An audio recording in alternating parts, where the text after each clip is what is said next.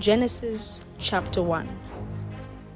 First this, God created the heavens and earth. All you see, all you don't see.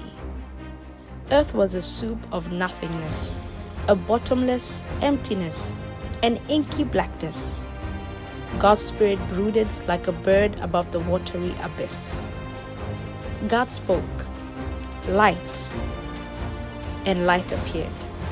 God saw that light was good, and separated light from dark. God named the light day.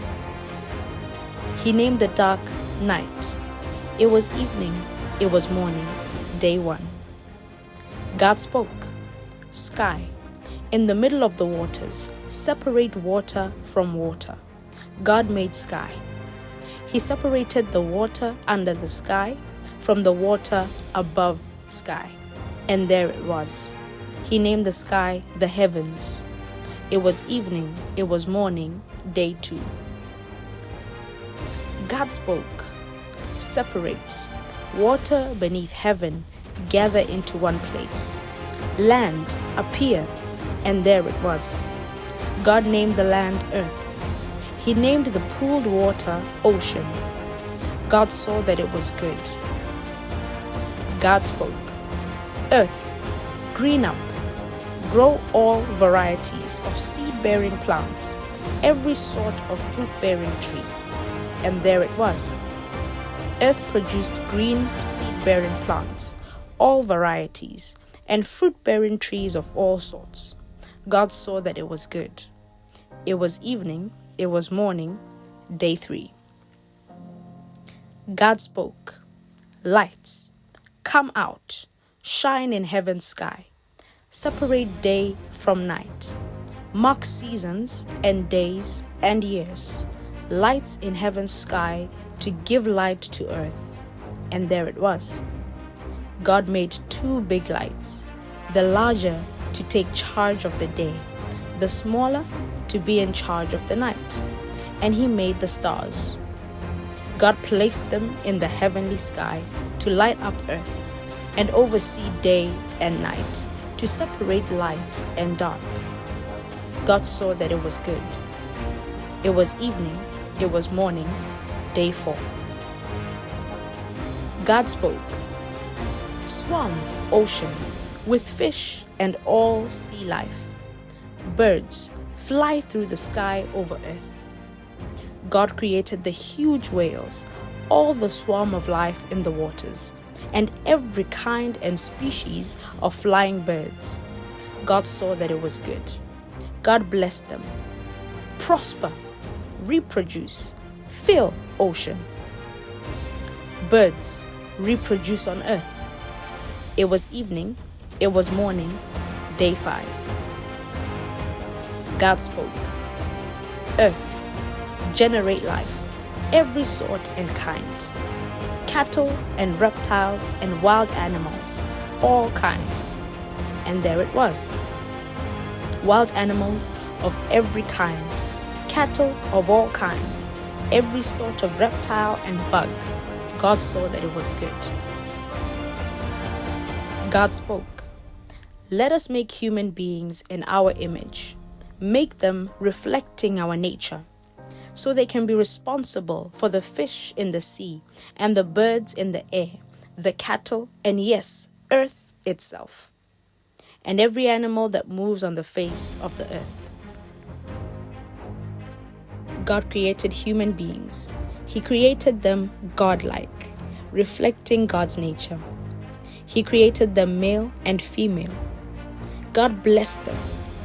Prosper, reproduce, fill earth, take charge, be responsible for fish in the sea and birds in the air, for every living thing that moves on the face of the earth. Then God said, I've given you every sort of seed-bearing plant on earth, and every kind of fruit-bearing tree given to you for food. To all animals and birds, everything that moves and breathes, I give whatever grows out of the ground for food. And there it was. God looked over everything he had made. It was so good, so very good. It was evening, it was morning, day 6. Chapter 2. Heaven and earth were finished, down to the last detail. By the 7th day, God had finished his work. On the 7th day, he rested from all his work. God blessed the 7th day. He made it a holy day, because on that day he rested from his work, all the creating God had done. This is the story of how it all started, of heaven and earth when they were created. At the time God made earth and heaven, before any grasses or shrubs had sprouted from the ground, God hadn't yet sent rain on earth, nor was there anyone around to work the ground. The whole earth was watered by underground springs. God formed man out of dirt from the ground and blew into his nostrils the breath of life. The man came alive, a living soul. Then God planted a garden in Eden, in the east. He put the man he had just made in it. God made all kinds of trees grow from the ground, trees beautiful to look at and good to eat. The tree of life was in the middle of the garden, also the tree of knowledge of good and evil. A river flows out of Eden to water the garden, and from there divides into 4 rivers. The first is named Pishon. It flows through Havilah, where there is gold. The gold of this land is good. The land is also known for a sweet-scented resin, the onyx stone. The second river is named Gihon. It flows through the land of Cush. The third river is named Hiddekel and flows east of Assyria. The fourth river is the Euphrates. God took the man and sent him down in the Garden of Eden to work the ground and keep it in order. God commanded the man, "You can eat from any tree in the garden, except from the tree of knowledge of good and evil. Don't eat from it. The moment you eat from that tree, you're dead." God said, "It's not good for the man to be alone. I'll make him a helper, a companion." So God formed from the dirt of the ground all the animals of the field and all the birds of the air. He brought them to the man to see what he would name them. Whatever the man called each living creature, that was its name. The man named the cattle, named the birds of the air, named the wild animals, but he didn't find a suitable companion. God put the man into a deep sleep. As he slept, he removed one of his ribs and replaced it with flesh. God then used the rib that he had taken from the man to make woman and presented her to the man. The man said, "Finally, bone of my bone, flesh of my flesh. Name her woman, for she was made from man." Therefore, a man leaves his father and mother and embraces his wife. They become one flesh. The two of them, the man and his wife, were naked, but they felt no shame. Chapter 3.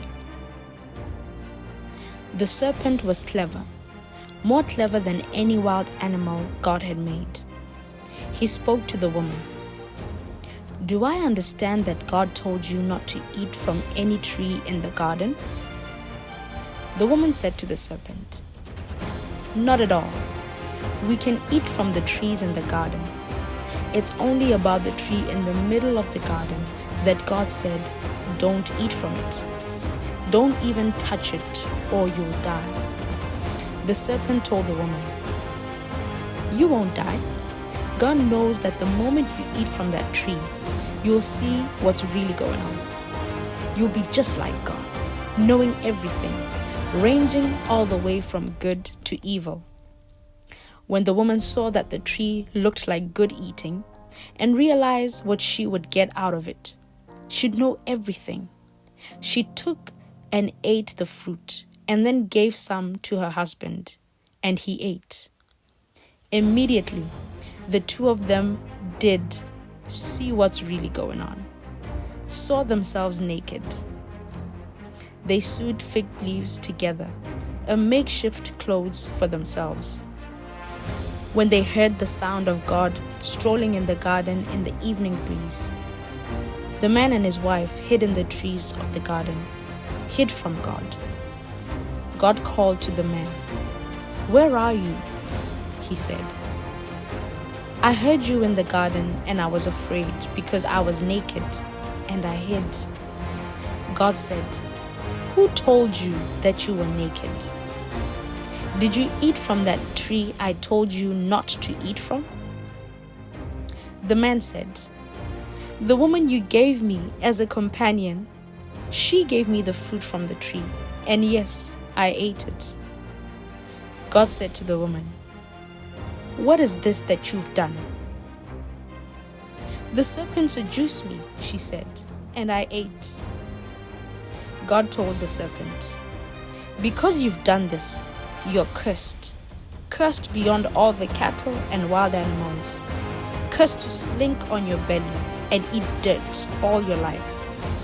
I'm declaring war between you and the woman, between your offspring and hers. He'll wound your head, you'll wound his heel." He told the woman, "I'll multiply your pains in childbirth. You'll give birth to your babies in pain. You'll want to please your husband, but he'll lord it over you." He told the man, "Because you listened to your wife and ate from the tree that I commanded you not to eat from, don't eat from this tree. The very ground is cursed because of you. Getting food from the ground will be as painful as having babies is for your wife. You'll be working in pain all your life long. The ground will sprout thorns and weeds. You'll get your food the hard way. Planting and tilling and harvesting, sweating in the fields from dawn to dusk, until you return to the ground yourself, dead and buried. You started out as dirt. You'll end up dirt." The man, known as Adam, named his wife Eve because she was the mother of all the living. God made leather clothing for Adam and his wife and dressed them. God said, "The man has become like one of us, capable of knowing everything, ranging from good to evil. What if he now should reach out and take fruit from the tree of life and eat and live forever? Never. This cannot happen." So God expelled them from the Garden of Eden and sent them to work the ground, the same dirt out of which they'd been made. He threw them out of the garden and stationed angel cherubim and a revolving sword of fire east of it, guarding the path to the tree of life.